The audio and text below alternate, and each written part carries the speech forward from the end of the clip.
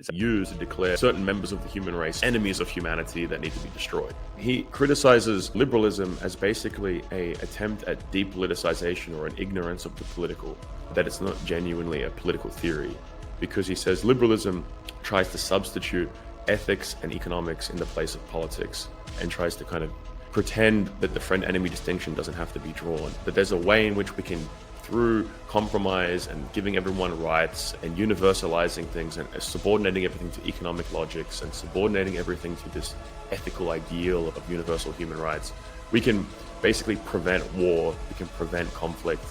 and live in this like peaceful world where everyone gets along and everyone negotiates some kind of agreement with one another without needing to resort to violence. And he says this is a totally delusional worldview. Schmitt kind of predicts in the concept of the political how the ridiculousness of the post-World War II international order would be assembled, because Schmitt describes how the notion of humanity is not a genuine political concept, because humanity would be like a universal friendship, like basically that we have no enemies among mankind. He says that's actually impossible. But humanity is obviously employed as a political concept. And when it's employed as a political concept, it's actually used to declare certain members of the human race enemies of humanity that need to be destroyed. And so humanity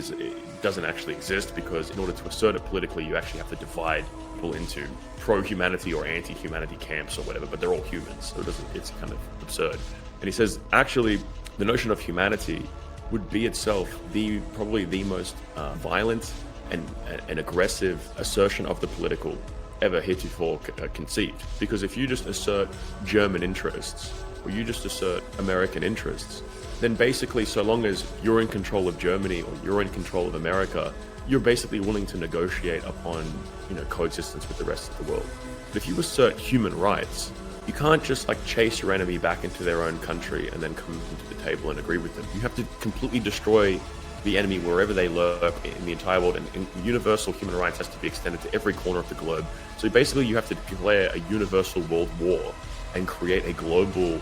political order that entrenches your particular conception of politics over the entire world, if that's how you're going to draw the friend-enemy distinction, if that's how you're going to define your politics as a humanitarian. And so humanitarianism is actually the most genocidal, warmongering, insane political concept ever conceived, but it presents itself as the only defense against all of these things in a very ironic way.